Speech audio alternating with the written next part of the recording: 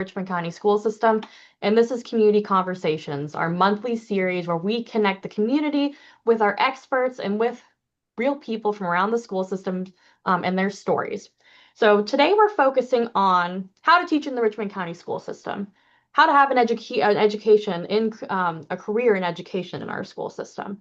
So we've brought together an amazing panel of people from different perspectives, different career paths and lives that really brought them all to the same place here at RCSS. So to start with, and I'll have you guys give a little bit of wave, we have Crystal Walden joining us from our Human Resources Department. Crystal is the Human Resources Coordinator for our middle, secondary, and special programs here in the Richmond County School System. We have our Teacher of the Year, Miss Kenesha Roberts, Chef Kenesha Roberts. She's a culinary arts instructor over at George P. Butler High School, and a top 5 finalist for the Georgia State Teacher of the Year. Snap, snap, snaps. Hearts in the chat for Miss Kenesha Roberts. And then lastly, we have Mr. Timothy Lyons. He is an awesome middle school teacher. So we got high school, we got middle school. He has been in our school system for about 7 years now, and he teaches middle school language arts. So thank you guys for coming. Thank you for coming after a long week of testing. We really appreciate you. So whether you are an aspiring educator, maybe you're in college, or you're working for our school system currently, working towards certification and kind of charting your path and where you fit best in a career in education, we'll answer all of your questions. So what I'm going to start with, and if you haven't joined us before for Community Conversations, we're going to ask our panelists a lot of questions about their own personal experience. How did you get here? What challenges did you encounter in your path in education? And what resources can we provide as a school system to help you get to where you need to be? About 30 minutes will go by, and then we'll go into our Q&A section. So as we go along, if you have questions, concerns, please, at the bottom of your screen, you should see a button called Q&A. Submit your question. Now, if it's about something really specific or something really personal to you, we record all of our Q&A. If we don't answer it here live on Community Conversations, we'll forward it over to our Human Resources Department, and they'll connect with you to see how we can answer your question. If we have a lot of questions with a similar theme, then we'll join those together, answer those live. And after we end Community Conversations, within the next week, we upload a copy of the video and answers, written answers to all of your FAQ questions. So if you hear it here, you'll also be able to read it afterwards. So without further ado, let's talk about Community Conversations, how to teach in the Richmond County School System. So before we get into the stories from our awesome panelists, I want to talk a little bit about our school system in a nutshell. If you are new to the Richmond County School System, new to Augusta, deciding where you want to land as an aspiring educator and where you want to go, I want to give you a little bit of information about who we are as a school system. So here in Augusta, in the Richmond County School System, we serve more than 28,000 students. That's about 15,000 families, so 54 schools and programs. I'm going to share my screen here just so you can kind of have an idea. This is on the main page of our website. In addition to, within those 54 schools and programs, we have more than 40 CTAE career pathways. We have 7 CSI progress schools. We've reached our historic graduation rate of 81.7% in recent years, and we are continuing to climb and reach those student achievement goals. 10 AP honor schools, more than $41 million in scholarship offers from the class of 2025, and so much more. We have so many schools and they're doing great things that are really moving us forward as a school system. In fact, the other day, my favorite event of this week was at Bel Air Elementary School. They were recently named a military flagship school, and seeing how they celebrate military families, military connected families and students is really a testament to all the good work that's going on in our school system. So that's us in a nutshell. A little bit of information about how you joined us as a school system. So as you're listening to Ms. Walden, Mr. Lyons, Chef Roberts, and you're like, man, I can't wait to start my career with the Richmond County School System. Where do I start? Say less, I'll show you. So if you go to rcboe.org, here on our homepage, you see Work for RCSS. At any point during this conversation, if you're ready to pull the trigger, you can go to our human resources page, click to apply, and see all of our open positions. So that being said, I want to start with our first question for our panelists. Simple one, which is, what brought you to RCSS? Simple, but maybe, a long and winding journey. So I'll start with myself, and then maybe we'll go on to Miss Walden. Um, I am not an educator, but I work for the central office in communications. And what really brought me to the school system, and more importantly, what brought me to stay in the Richmond County school system, is the mission of helping our students achieve. So I've always worked in communications. 3 years ago, I joined the Richmond County school system from the nonprofit side of things. I was doing communications work for a local nonprofit and really fell into this role after moving to Augusta, not expecting much.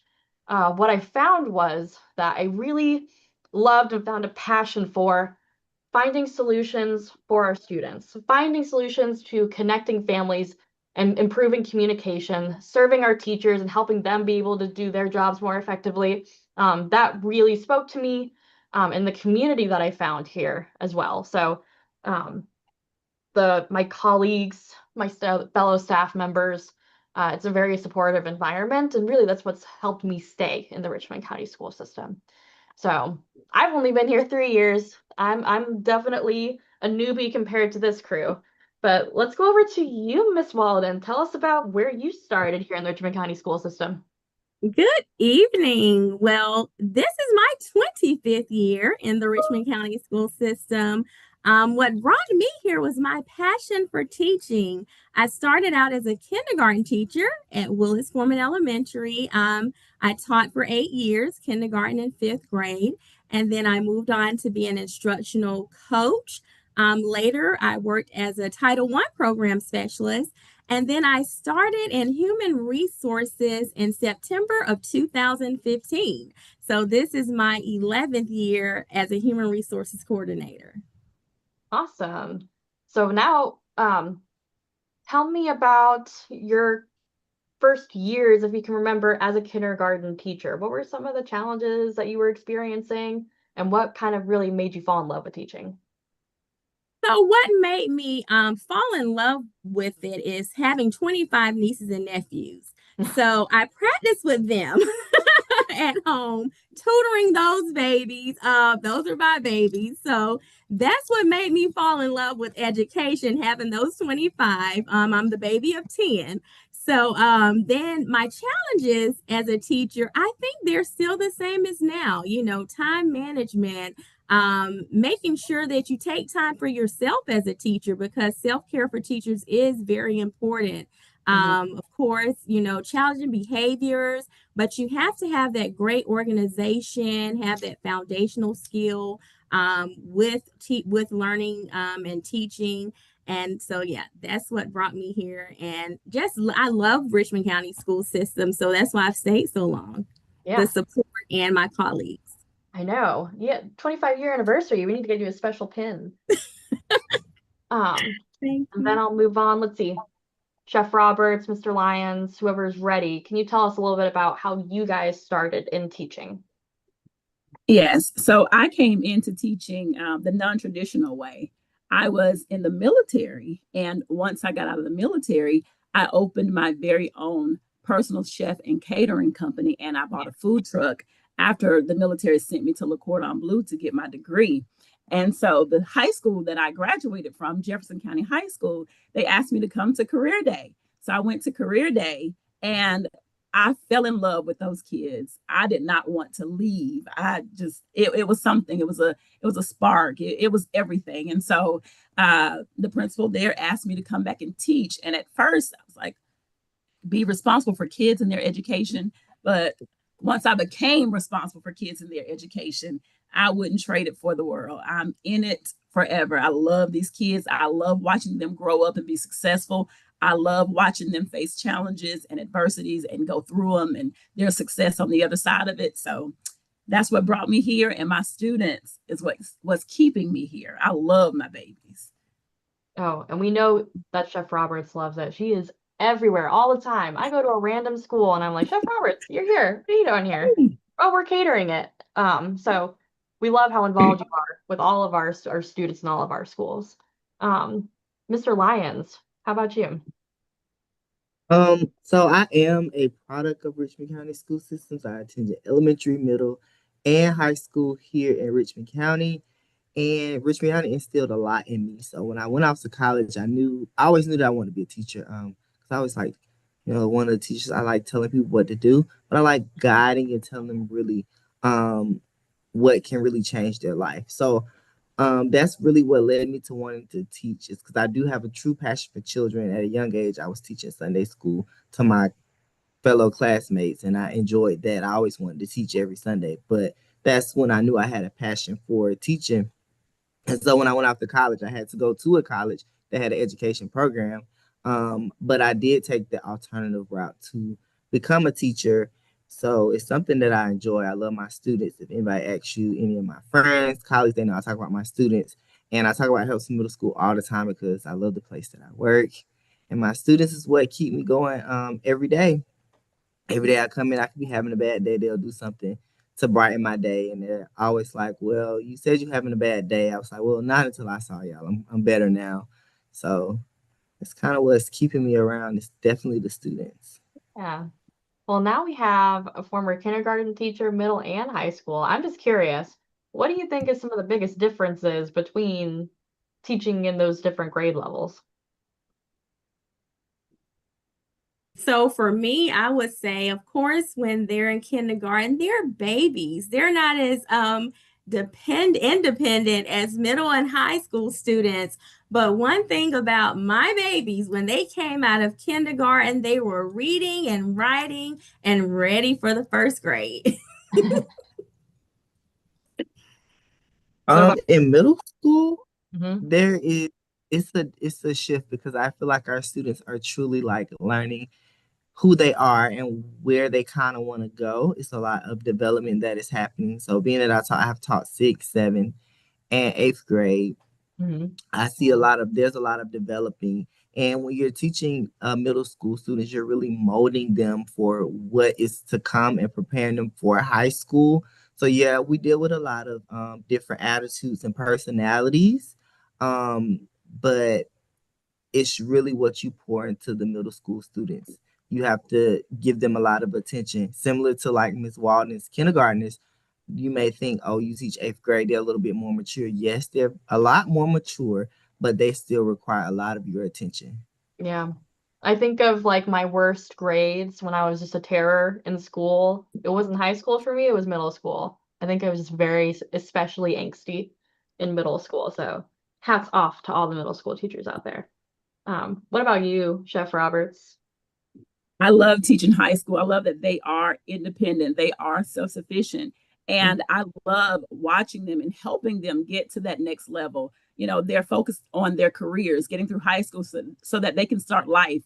And I just love being a part of that journey. I love being a part of it. Yeah. Now, I want us to shift gears a little bit, talking about like a little bit of your day to day and really getting behind the scenes. What does it really like to be a teacher in the Richmond County school system? So, this question's for Chef Roberts, Mr. Lyons. Mr. Lyons, maybe I'll start with you. What surprised you most when you became a teacher? One of the things I say that surprised me probably the most is that as soon as you walk in, it starts.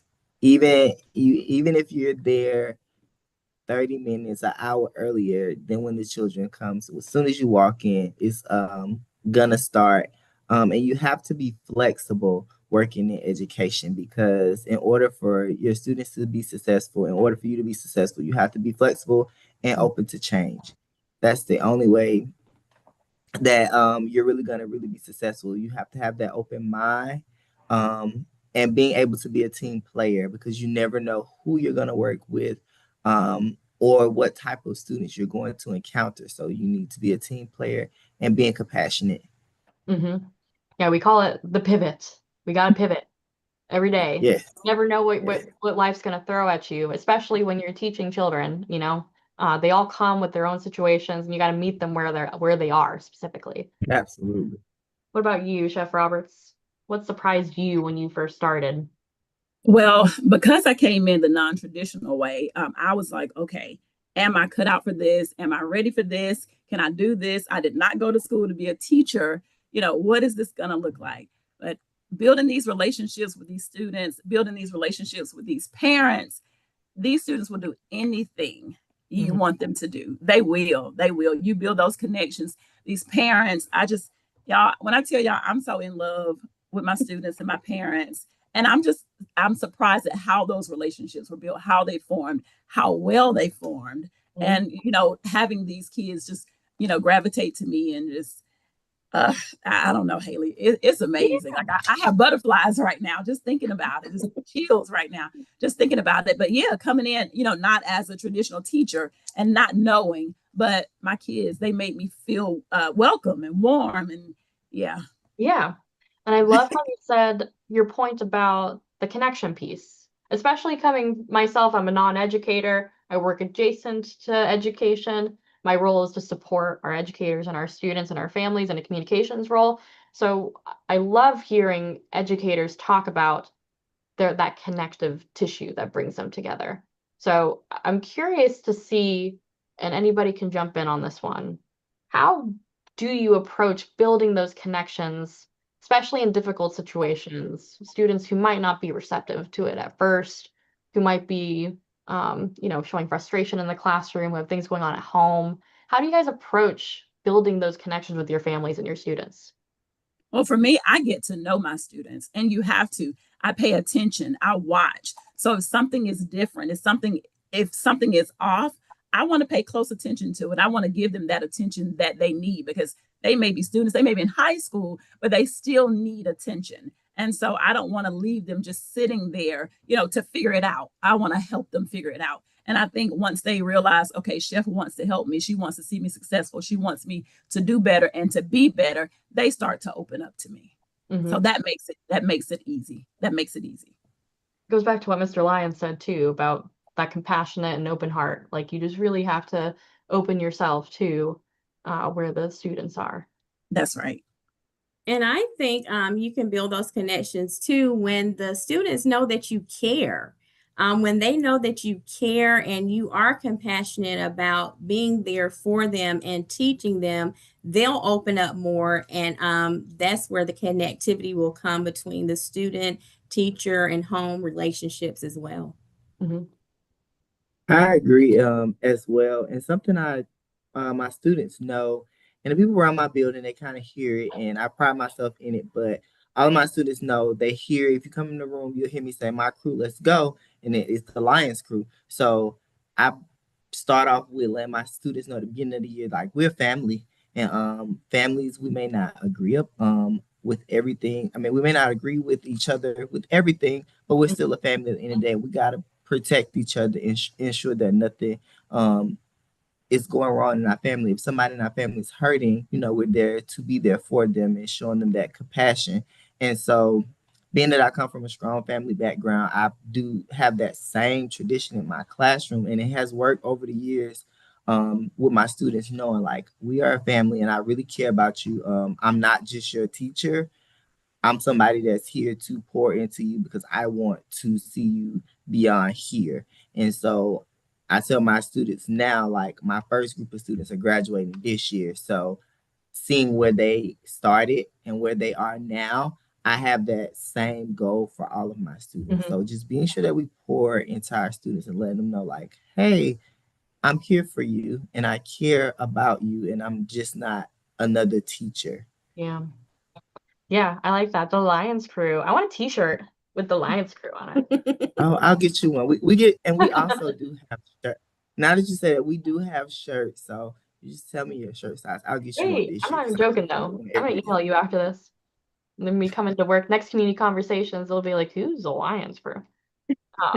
And that kind of, and hearing you talk about pouring into your students, really, for me, something that surprised me when I first started working in public K through 12 education, and what makes K through 12 education so unique of an industry as a whole compared to other types of education, post-secondary, private, that kind of thing, is you get all of our students, all students from all walks of life. in different situations. And what surprised me when I first started working here was the amount of people outside of just your teacher, your nutrition staff, your principal, that really are required to wrap around a single student. Our special education staff. We have a absolutely fabulous student support team that helps fill essential needs for our families, transportation, food, clothing. We get all of those situations here. So, you know, there's teaching in the classroom is front and foremost, but we also address all of those things that can prevent the child from learning. You know, if they don't have a home to sleep at night, if they have difficulty at home, we really address all those things. So that's something that, you know, growing up in school, I never conceptualized until I came here and really saw what it takes to run a school system, to run a school, what teachers are doing, and what all the support staff that come in as well are doing in the classroom every day. That really just blew my mind. It still blows my mind every day how many people it takes to keep the lights on in those buildings. So, want to kind of going from there. We talked a little bit about specific situations, what it looks like in a day-to-day in your classroom. I do want to talk about, because we have Mr. Lyons, you teach English language arts. Chef Roberts, you're a CTAE pathway teacher. So I want you guys to kind of walk through a day in the life of your classrooms and what you're seeing, you know, when you come into work at the beginning of the day, compared to the end of the day. Chef Roberts, maybe we can start with you. As a CTAE teacher, what are you doing for culinary arts, and how does that instruction look like for your students?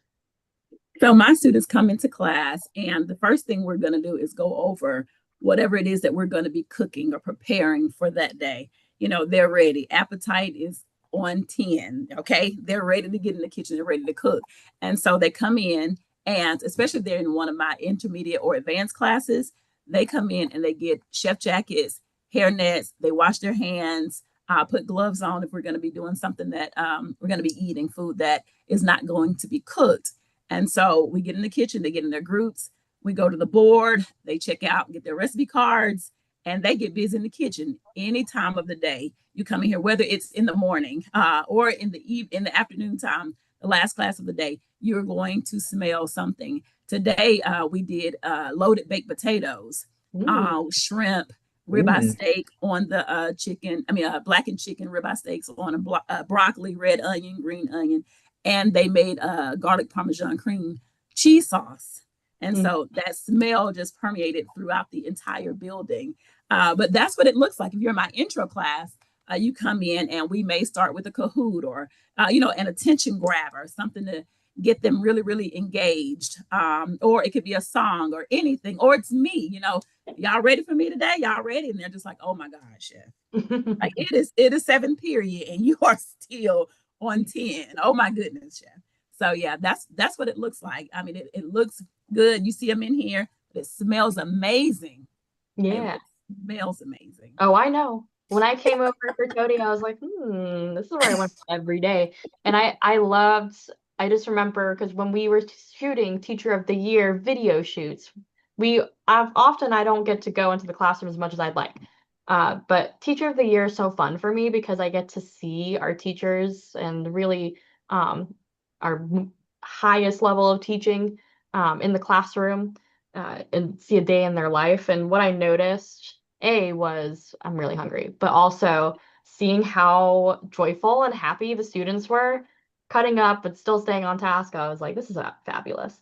So I'm jealous because I had a 2-day-old Chipotle bowl for lunch, not a ribeye steak with green sauce. I'm gonna have to do some surprise observations. We popping into George P. Butler, like, hey, I'm assessing you. Please present me with your meal for the day. But that's You're more than welcome. Any day. Come right on by. What about you, Mr. Lyons?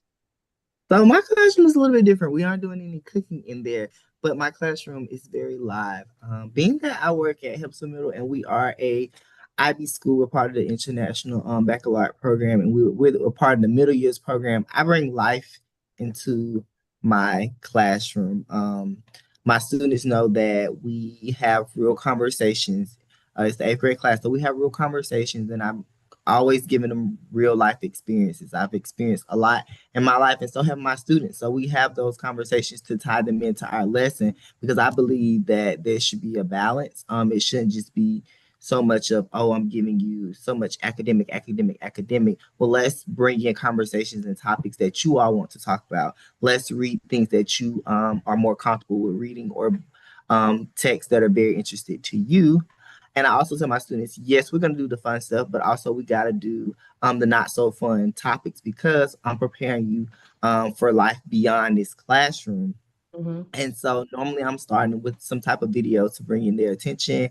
And then I'm doing some direct instruction. And then there's more independent instruction, and they're working in groups, or sometimes they're working independent. The students really do love completing projects. So I've been giving them a lot of projects and helping them build also their public speaking skills, because a lot of our students are afraid to get in front of a large group of people to speak. And I tell my students that some of you all are very smart. I said, and it's going to come a time. I said, I want to come to your graduation and see that you're the valedictorian or the salutatorian and you're giving the address, because you've achieved this milestone, and I want you to be prepared for it. Or like I tell my athletes, hey, this is media day. It's something I've been telling them lately. Like, you got to practice for where you want to go. If you want to be a professional basketball player, okay, we're going to have media day in class, and you're going to present your presentation. So you got to be able to get in front of a group of people and have almost like a debrief of what's going on. So I really do enjoy bringing life into the classroom with my students and giving them those real world experiences, because you want to be relatable, and you don't want to be so far, so far out of reach for your students that you can't relate to them. And when you can't relate to them, that's when you're really going to lose them. So I try to be as relatable as possible with my students, while also growing them as well. Yeah, I distinctly remember high school English classes and that unique, ooh, that fear of stepping up and reading a passage. But I think so necessary and the right kind of challenge for students, because it definitely prepares you for a variety of speaking engagements. And I really resonated too with when you're talking about the creativity involved in instruction within these really strict guidelines about keeping students on grade level, but balancing that with what do they care about? What will keep them engaged with the content? What will they remember when they leave this classroom? One of my favorite things that I remember from a high school English teacher was we didn't just read Shakespeare and some of those other traditional texts. She would have a whole list of young adult novels that we were reading that we thought were interesting, and she would read them too and then talk to us about them. And that I remember distinctly, helped develop my love of reading. So you kind of reminded me of that, and I know all of our teachers are kind of incorporating that every day into their practices. How do I get them to reach this point or this level of understanding in a way that will keep their interest and really help them understand why they need to learn it too. So I did not forget about you, Miss Walden. I want to shift gears a little bit before we get into our Q&A and talk a little bit about what I think a lot of people are here for. If you're in the chat or you're watching and you're like, listen, this is all fine and good, but I want a job. Tell me what I need to say in an interview or what I can do to be more competitive, to become a teacher. And we talked, this whole session so far has been a testament to what we're looking for in our educators and what it takes to be a teacher. But Ms. Walden, can you kind of talk about, as an HR coordinator, as someone who does hiring within our school system, what are you looking for in candidates for teachers? So what we're looking for is candidates that are compassionate about teaching. For someone that's new to education, the first step is really exploration and connection. Candidates should have a solid plan and know what they want to teach, elementary, middle grades, or high school, prior to stepping into the field of education. We encourage those interested individuals to go to our Work for RCSS page that you shared earlier to learn about our current openings, certification pathways, and our support programs. We welcome career changers and those who may not have initially planned to become educators. From there, candidates can apply for our positions, whether it be teaching, certified positions, or classified positions for school nutrition, custodians, administrative positions that they qualify for, and speak with our human resources team about available pathways. Gotcha. So what can people expect what that interview process looks like from the time you send in an application to perhaps you make it to the interview level? What kind of things can people expect when they're going through that process of hiring, job applications, Okay. etc.? So we follow a fair, transparent, structured hiring process. Candidates begin by submitting an online application through our applicant tracking system. For school-based positions, applications are reviewed by principals. Principals have the autonomy to interview and select candidates that they would like to recommend to the Human Resources Department for hire. Before the recommendations are made, they complete reference checks for each candidate. After the recommendation is made to HR, we complete background checks and then we make the official job offer.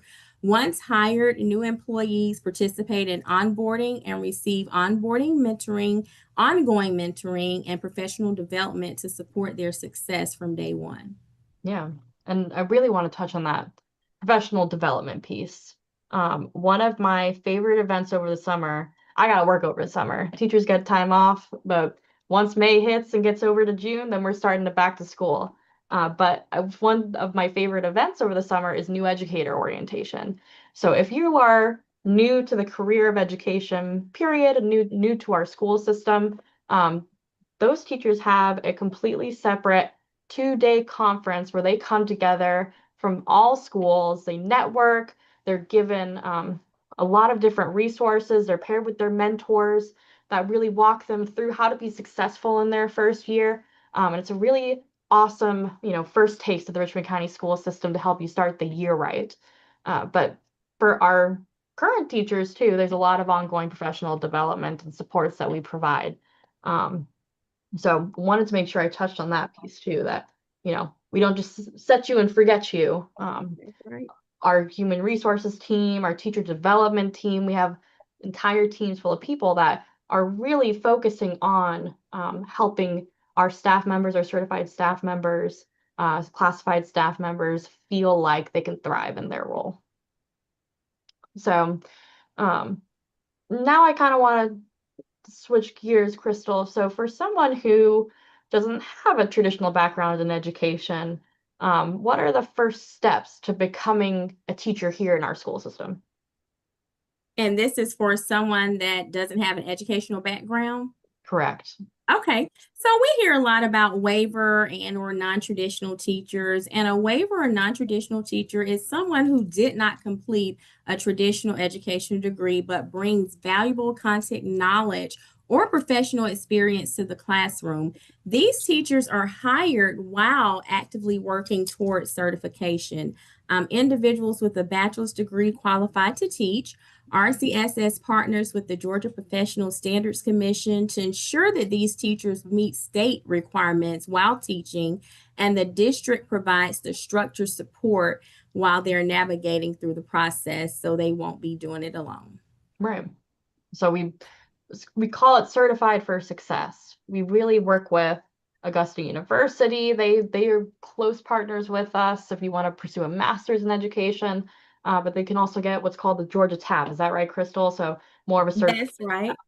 And those are just 2 local programs because we have MOUs, memorandums of understanding, with over 50 colleges that are state-approved programs through the Georgia Professional Standards Commission. So our non-traditional career changers, they have options. They don't have to just do the local programs that we have.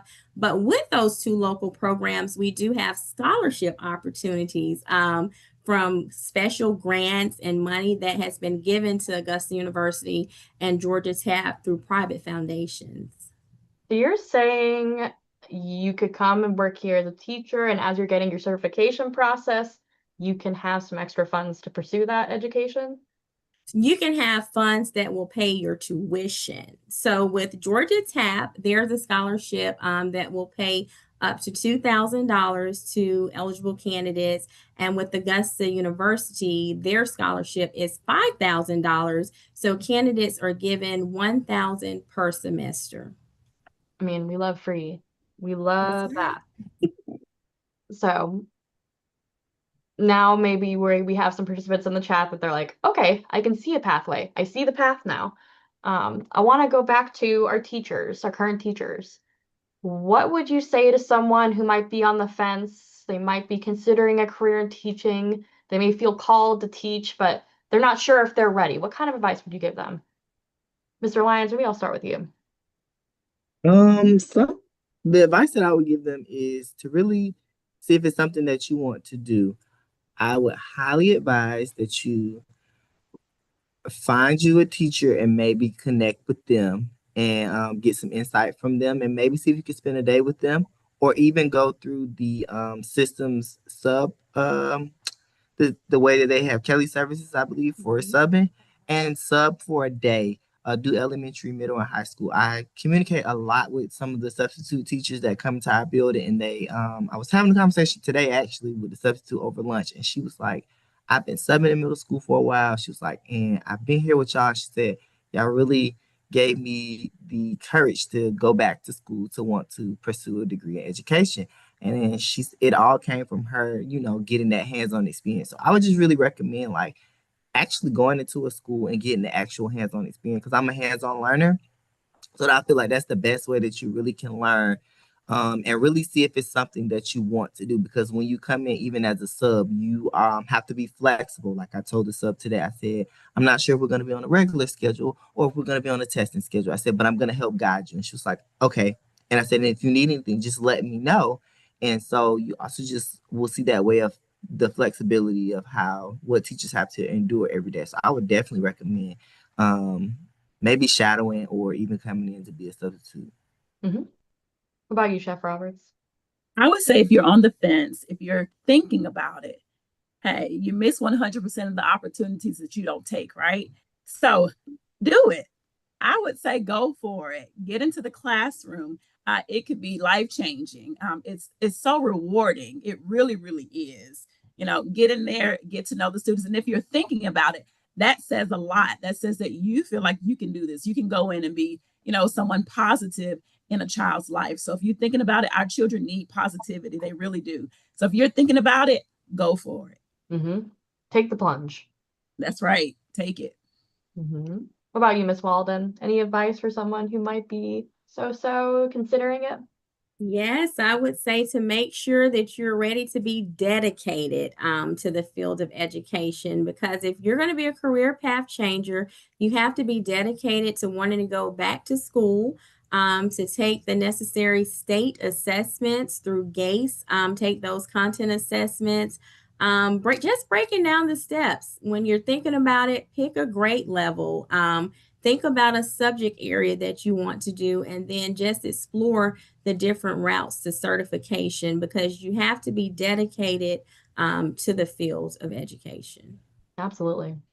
And then one thing I wanted to touch on before we get into Q&A, and this is really my question for Mr. Lyons and Chef Roberts. For those, we talked about the people that might be considering a career in education. We might also have some attendees who are in education currently. Maybe they're an induction new teacher, or maybe they are in the middle of that certification process. What advice would you give them to kind of balance that workload? I would tell them to lean on your support system. Having a great support system is important. And if you have that, lean on that. You're going to need people. This can be, it comes with its challenges. It really, really does. But if you have a support system, definitely lean on them and let them help you. Let your colleagues help you. Let your administration help you. That's what they're there for, to help you. And so lean on them as much as you can. Mm-hmm. I would agree with the same thing. I'm a very transparent person and I believe in transparency. So just ensuring that you're open and upfront, like, for example, last school year when I was finishing my master's degree, my principal said, I need you to focus and finish. Mm-hmm. And so by me being transparent with my principal, he was understanding and knowing like, okay, I believe in what you're trying to do because I was, open with him about what I had going on. So he ensured that he didn't put too much on me that, would overwhelm me. Mm-hmm. And also I would just recommend don't take on too much. If you're going to be trying to focus on finishing the certification program because finishing the certification program, that's also like a master's level program as well. Don't take on too much that you're gonna overwhelm yourself because you become what I like to say teacher tired, and teacher tired is a different type of tired. Mm-hmm. So you don't want to take on too much, and also have you some type of balance and outlet outside of your work and schoolwork. Have you something where you can focus in on something else so that you can Yeah. take your mind somewhere else and you can at least decompress for a moment so that you will not become overwhelmed. That was something I learned along the process. I did become overwhelmed, but I had to find me an outlet. And once I found that outlet, I was able to get myself together and finish strong. Yeah. You're only one person. Give yourself grace and prioritize that self-care. Unplug, right? Unplug and find that time just for yourself. And to help pursue your own goals too. You give a lot when you're in education, pouring a lot into others, pour into yourself as well. I really love that advice. So what do you do? What do you do to unplug, Mr. Lyons? I like to travel. I really do love to travel. And then I also like trying new restaurants. So if my friends are like, hey, there's this new restaurant, we need to go and try it, or our one of the restaurants that we go to, oh, they changed their seasonal menu. We need to go try the new menu.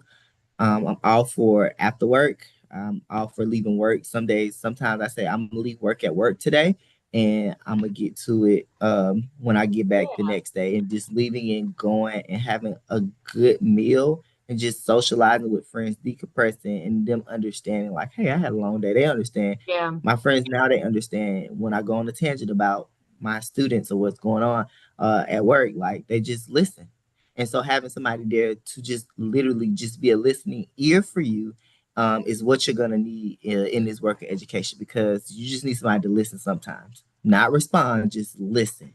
Yeah. Yeah. I don't want a solution. I tell my boyfriend that all the time. Listen, don't tell me what I can do different. Just say, yeah, God, that's terrible. That's awful for you. What about you, Chef Roberts? Do you get tired of cooking after you're done cooking all day? Are you like, I just want McDonald's after work, or do you cook at home too? Never McDonald's. Maybe Bonefish or Manuel's Bread Cafe. But yes, I do. When I'm done here after cooking with 7 classes, yes, when I get home, I do not want to turn on the stove.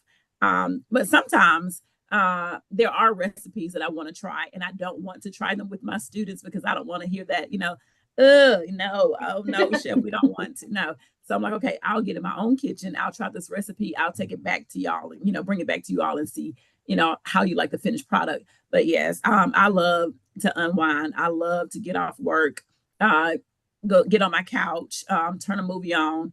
On the weekends, I love karaoke. I love game night with my friends. I mean, yes, give me a good old game night. Give me a good one. Roberts is a party. We have me count.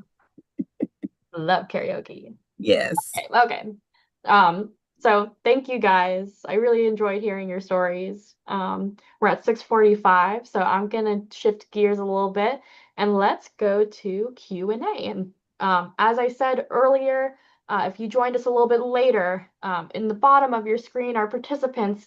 You should see a little button called Q&A. So if you have a question, please feel free to put it in the chat. So let's see. We also gave our participants the opportunity to submit their questions in advance. So I have one here, and I think this one, I can answer this. If there's anything Ms. Walden wants to include, you can as well, not required. So the question here is, what are your plans for behavior classrooms for the upcoming school year, and how do you plan to ensure proper placement? So what I think we're getting at here in this question is about special education classrooms and how teachers are placed in special education classrooms. We have more than, I think, 4,000 special education students here in the Richmond County school system. So the support staff and the teachers that are placed in our special education classrooms are really important.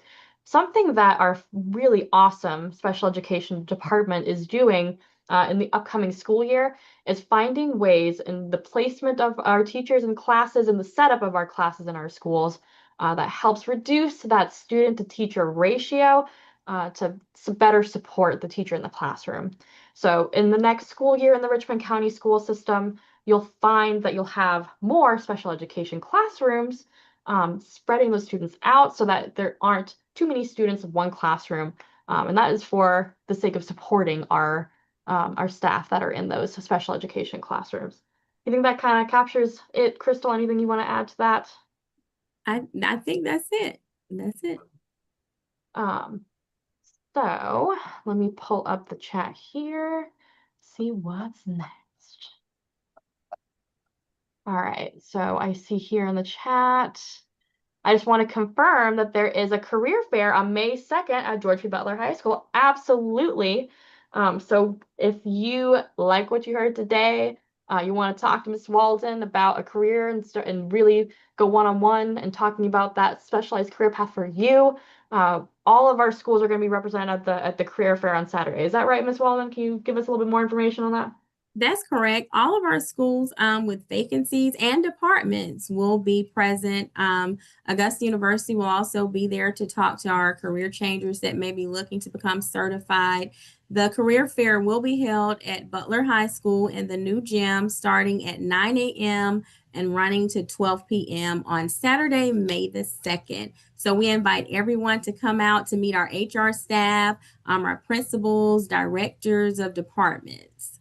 Yeah, and that'll be nice too, because then you can see some of the administrators or some of the staff that in particular schools as well at different grade levels, kind of what you guys talked about. Talk to the person in those schools that can give you a good perspective if you're on the fence. And then we will also have on-site interviews this Saturday as well. Ooh, all right. So bring a good resume. Yeah, bring a resume, bring a smile. That's right. I see some questions here. So we have some individuals that have background in criminal justice, cybersecurity, with a bachelor's degree. I guess the question is, and we talked a little bit about it, but can they apply to be a teacher? Can they teach while obtaining their certification if you have a bachelor's degree in a different field? Yes, so someone with the criminal justice background, we would recommend that you teach history, 6 through 12, or middle grade social studies. For the IT and cyber, we currently have some business education openings. We have an informational technology opening at the Academy of Richmond County High, and also some computer science vacancies in our middle schools. So please come out and talk to us so we can get you connected with those principals on Saturday. The certification pathways are approved through the Georgia Professional Standards Commission, and the pathways allow individuals to earn certification while they are employed. Okay. So questions here. So for people who might have international work authorization, do we allow that in our hiring process? We currently work with 3 international companies: Interlodge, KRG, Knowledge Resources Group, and AA Educational Solutions. We will have their information on hand at our HR desk at the career fair, and the candidates would need to go through one of those companies because they offer the sponsorship, and then they can be employed with the Richmond County school system through one of those third parties. Okay. So I see a question in the chat here. Bachelor's degree in psychology, interest in science, biology. Any recommendations about a kind of pathway that they might fit in for a career in education? Yes, just going back to something that I said earlier, just having a solid plan and knowing what they want to teach. Because as long as you hold that bachelor's degree, you can teach elementary, middle grades, or high schools. So it's whatever the career changer is willing to dedicate themselves to become certified in our certification programs that are approved by the Georgia Professional Standards Commission. Yeah. So we have a vast amount of different pathways that are available. Okay. So let me look through. Okay, we have a recent grad or soon to be recent grad, currently in the process or in progress graduating from an out-of-state school with my AA in English. What is the best option to go to Augusta University? So if they want to pursue that next stage in their education. Augusta University will be at the career fair on Saturday for with their recruitment specialist. So someone that already holds an associate's degree and wants to go and pursue a bachelor's degree, they can choose a higher education institution to further that education. And if they want to pursue it strictly in education, they would just need to select that pathway at the school of their choosing. Mm-hmm.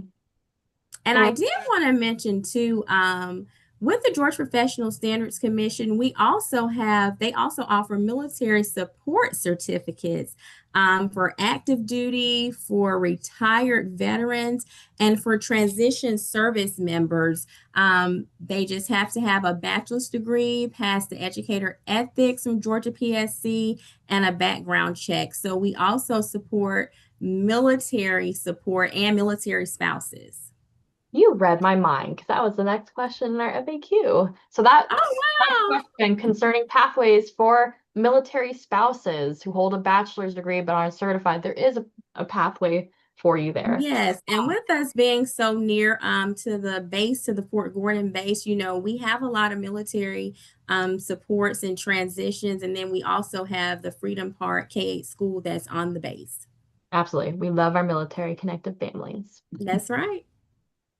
Okay, I'm seeing from Cicely Sturgis in the chat. Are there still a need for paraprofessionals? I want to say yes. Absolutely. Yes. We need paraprofessionals. We're still hiring paraprofessionals. Anyone that has a high school diploma can be a paraprofessional. If you have 90 or more semester or quarter hours or an associate's degree, you would not have to take the paraprofessional GACE assessment, but candidates who have a high school diploma would have to take the paraprofessional assessment through the GACE testing system to become certified as to be a paraprofessional. Okay. And this is just Haley's question. What does it look like to be a paraprofessional in our school system? What kind of role is that?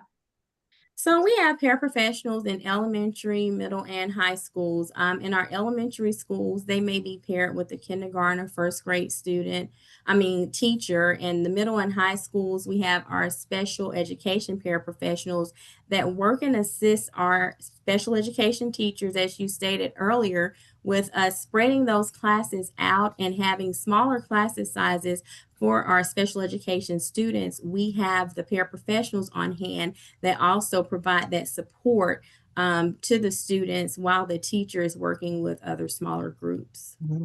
And really, we love our paraprofessionals. That's right. Cannot survive without them in the classrooms. I had some great paraprofessionals when I taught kindergarten. One is retiring this year from Hatsup High. Full circle. Let's see. I see a few questions. I'll kind of combine into one. So for those who have an associate's degree, can they apply to teach, or is the bachelor's degree the minimum qualification for teaching positions here? So the bachelor's degree is the minimum qualification for content areas, but if you have an associate's degree for industry and for our CTAE pathways, yes, Ms. Roberts, you can teach those industry classes, culinary arts, carpentry, barbering, cosmetology, nails, welding. So there are other pathways for those holding associates for teaching. Okay. All right. So we have a few minutes left. I want to get as many questions as possible. I have a question here about teacher pay. So, is there a difference in pay between a certified teacher when you receive your certification? Yes, ma'am. We have a T1, T2, Provisional 4, Professional 4, Provisional, and Professional 5, 6, and 7. So the T1 is for those who have the high school diplomas, T2 associates, and then the 4 would be bachelor's, 5 would be master's pay, 6 would be those that hold educational specialist degrees, and 7 would be for our doctoral candidates. Mm-hmm. And if you get your certification in the middle of the year, like you pass your GACE in the middle of the school year, what's the process then in terms of getting into the next level? So it's 2 steps. You have to pass your GACE and complete a state-approved certification program. So once you're issued the Georgia Professional Educator Certificate from the Georgia Professional Standards Commission, if you get it in the middle of the year, we honor the effective date that is issued by Georgia PSC, and we will give our teachers back pay. We give them back pay. So if they get that certificate December 1 and it's not posted until January, we go all the way back to December 1 and give them the pay for that month. Absolutely. The professional pay, that is. I gotcha. And then I have a question here. Do you have to pass the GACE before you can begin teaching on an alternative pathway? I think the answer to that is you can, right? You can start in a waiver You status. can start teaching before you pass the GACE. For the Richmond County school system, as us being a strategic waiver district, we do give our non-traditional teachers 3 years to get their certification completed, along with the GACE content assessment. Breland, I see here. What positions would you suggest for someone with a bachelor's in child and family development? I mean, I think that any kind of teaching position probably. Yes. Greatly. Elementary, whatever you're interested in, but I would say elementary just because I was an elementary teacher. Oh, was that your background, child and family development? No, I had a bachelor's of education in elementary education from ASU. Yeah. All right. And I think we are at 1 minute. Again, I have all of our questions here. If we didn't answer you live, I'm going to be taking all of these questions and I'm going to be posting an FAQ on our website at rcboe.org. I'll put it in the chat here, /town hall. I want to thank our panelists here today for coming and joining me and having these really important conversations, starting that conversation with so many people that are either in the middle of getting a certification or wanting to pursue a career in education. Thank you for your time. Thank you, Ms. Walden, Chef Roberts, and Mr. Lyons. Really loved to hear from everybody in the chat and loved seeing your questions here. If you can, please come and see us on Saturday at George P. Butler High School. What are those times again, Ms. Walden? 9 a.m. to 12 p.m.